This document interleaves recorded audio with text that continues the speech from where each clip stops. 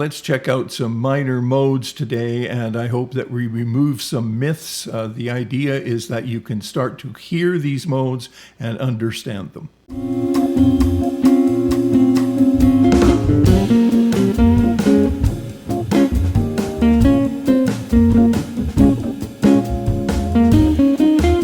Good to have you back. My name's Lloyd, and today we're looking at the minor modes. I hope that you already checked out the major modes video that I shot. And today we're going to focus on the minor modes, and we'll begin with the Dorian mode. We're going to look at each of the modes from the same tonal center, and today our tonal center is going to be D. Minor. Okay, if we look at modes relatively, that means we're going to be looking at them in different keys, and there's no point in doing that because you can't compare them to each other. You can't capture the quality, the tonal quality of the mode. You have to start with the same tonal center. Okay, so that's what we're going to do today. So Dorian mode. You may have heard this tune.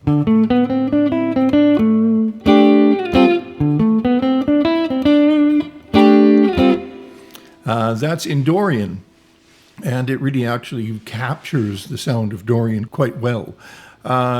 So we call Dorian a bright minor, and the reason we call Dorian a bright minor is because it has a flat 3, making it a minor mode, but then we have a major 6,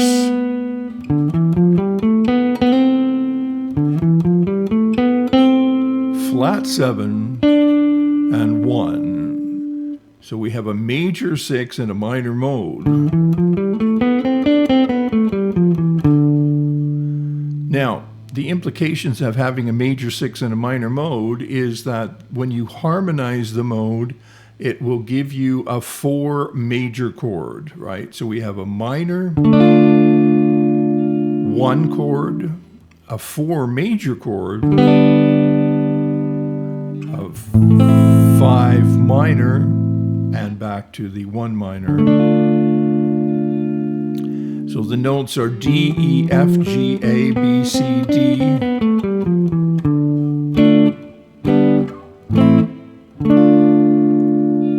The 1 chord is minor, the 4 chord is major, the 5 chord is minor. So the strong characteristics, as I just mentioned, flat 3 making it a minor,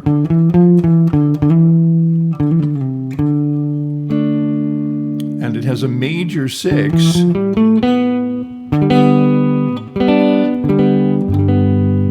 giving us a 4 major chord, and then it has that flat 7, giving us the 5 minor chord, and then we return to the 1 minor. It's a really lovely scale sound. And if you've the group REM comes to mind, maybe just listen to some of that group.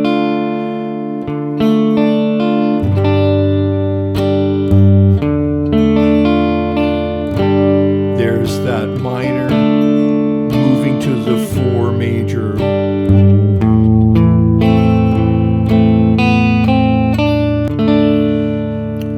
Okay, so strongest characteristic is that 4 major chord in a minor key, and it's the 6th note of the scale that yields that 4 major chord, a bright minor sound. Hey, if you're learning something, if you're getting something out of this video, make sure to like and subscribe, ask a question, leave a comment, or buy me a coffee. Thanks. So let's take a look at Aeolian. Again, we're taking a look at it from the D, right? From the same tonal center. So the notes D Aeolian are going to be D, E, F, G, A, B flat, C, and D. Let me play that one more time.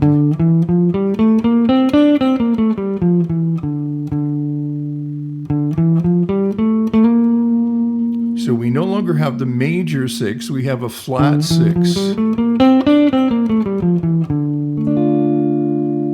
that flat 6 doesn't give us that bright 4 major sound, but now we have a 4 minor sound, and we also have a 5 minor sound, and back to. So the chords are a 1.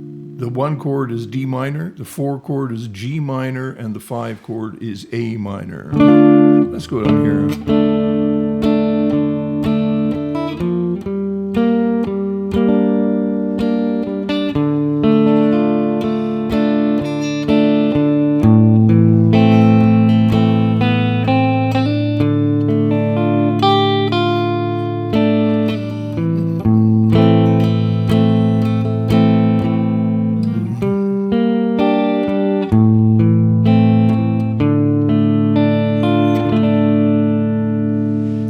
That gives you an idea, and I'm just sticking to the 1, 4, and 5 chords because I would like you to remember them and get a bit of a relationship going with each of these sounds, and realize what makes those sounds sound like they do. In other words, okay. So with this mode, we have a 1 minor, a 4 minor, and a 5 minor. In terms of the chords, we have a flat 3 that makes it a minor mode. We have a flat 6, a flat 7. Okay, so that's D Aeolian. Now let's move to D Phrygian, and see what we've got here. D Phrygian, starting on D, moves to a flat 2. Right, now that's definitely a strong characteristic. So here is, and our 1 chord is D minor, 4 chord G minor, 5 is an A half diminished if we take it to 4 notes, or just an A diminished, but we'll play it as a 4-note chord. And 1 chord D minor, 4,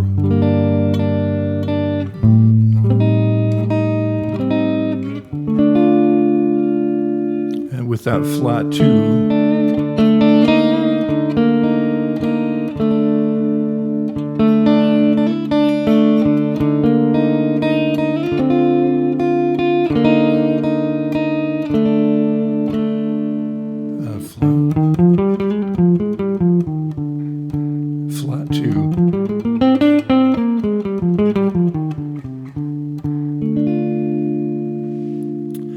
So I've put a dark ethnic minor, and if we dug in deeper beyond just the 1 chord, the 4 chord, and the 5 chord, and started to move to the 2 chord, 3 chord, and 6 chord, of course, you're going to get an even stronger representation of what that mode is about.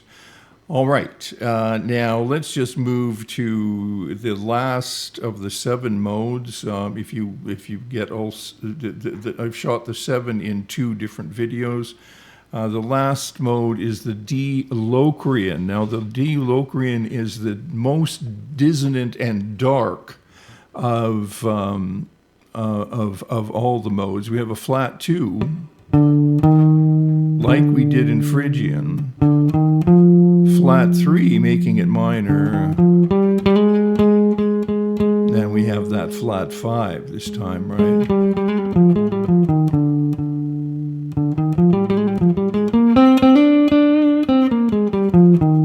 And our 1 chord is a half diminished.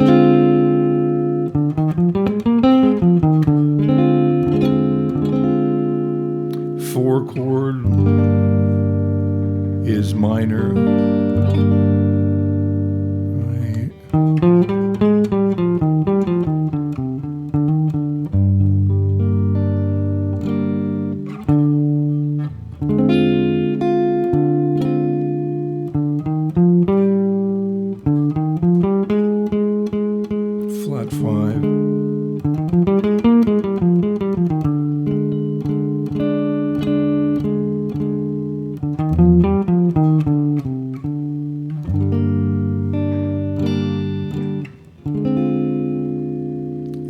that is a resolution, right?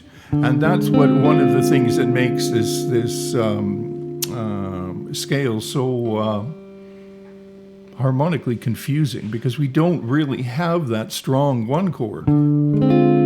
I can,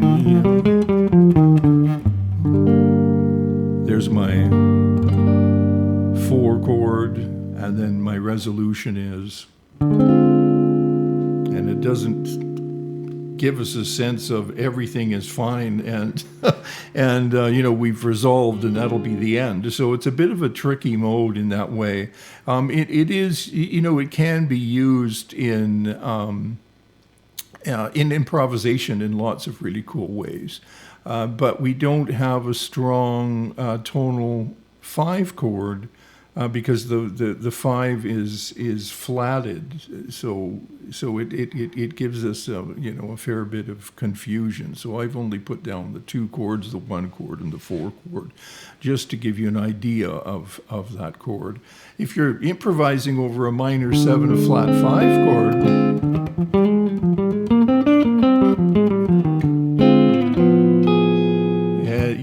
it can sound pretty cool.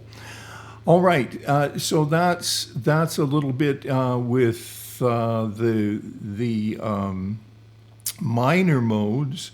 A minor mode starts with a minor third. Each of the minor modes has a minor third, D, E, E to F. That means a tone and a semitone equals a minor third, and that's what each of these has in common. They begin with a minor third, making them minor. The D Dorian is a bright minor. The Aeolian, since we've now lowered the 6th as well as the 7th, gives us a slightly darker sound. The Phrygian, we've now lowered the 6, the 7, and the 2, which gives us an even darker sound.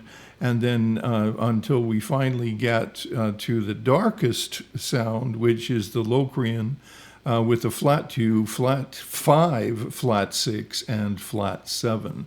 So in terms of exercises for you to do to try to get a grip on this, I think a good one would be to just start with the Dorian mode and then turn that into an Aeolian mode, and then turn that into a Phrygian mode, and so on, right? And you'll start to get a feel for the different qualities of each of these modes. The only way it'll open up doors is if you learn how to play them and learn what they sound like. When you begin to have a relationship with the sound of the modes, when you can recognize the mode and use it in a way that will introduce new ideas, new harmonic ideas, new writing ideas, compositional ideas, new improvisation ideas. That's what matters, right? Not the theory. If the theory leads to something functional, that's fantastic. If it just remains theory, that's useless when it comes to music. We have to be able to get it down, functioning on our fretboard and in our ears. Okay, that's it for today. Thanks for stopping by, and I really hope this helped you out. Okay, see you soon.